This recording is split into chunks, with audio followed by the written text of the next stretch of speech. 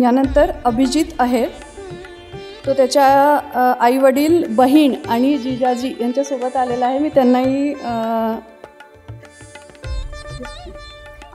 अभिनंदन स्वीकारायला बोलवते. अभिजितची all India rank 734. त्याचं शिक्षण BTech मेकॅनिकल. मी प्रवीण दीक्षित सरांना विनंती करते की त्यांनी याचं स्वागत करू. अभिजित पुण्याचा आहे. त्याचे आईवडील दोघंही शिक्षक आहे आणि त्याचा ऑप्शनल सोशिओलॉजी आहे. अभिजित, आता तुमच्याशी बोलू. नमस्कार, मी अभिजित विजया सहदेव आहेर. खरं तर आजचा सत्कार नव्हे तर अभिनंदन सोहळा फार वेगळा आहे. काही वर्षांपूर्वी मी देखील तिथे बसलेलो असायचो आणि तिथे बसून इथे बसायचं स्वप्न बघायचो. आज ते पूर्ण झालं आहे. खूप छान वाटतं आहे. आणि 2 शब्द मी विद्यार्थ्यांशी बोलेन, 2 शब्द ऑनरेबल डिग्निटरीशी बोलेन. विद्यार्थ्यांशी बोलण्याआधी मी सांगेन की यावर्षी intelligence bureau assistant central intelligence officer ही पोस्ट मला आधी मिळाली. त्यानंतर civil services, UPSC civil services all India rank 734.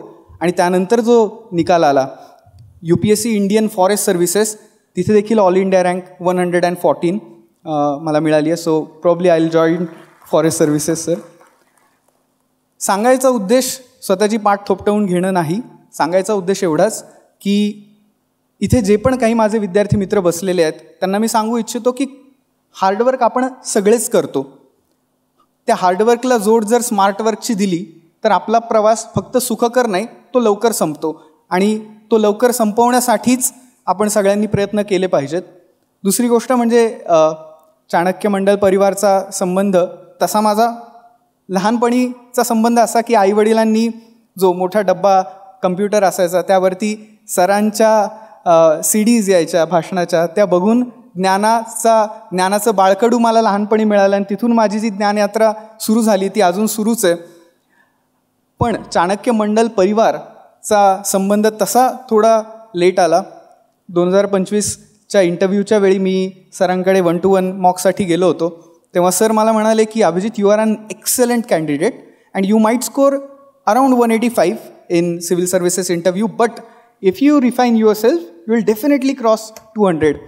आणि सिव्हिल सर्व्हिसेस इंटरव्ह्यूचा जेव्हा रिझल्ट आला, मी रिझल्ट पाहिला, सर मला 185 मार्क आहेत. आणि त्याही पुढे मी जाऊन सांगेन की सरांनी जे म्हणाले होते की if you refine yourself and prepare more you might cross 200. Sir, Indian forest services I have scored 210 marks.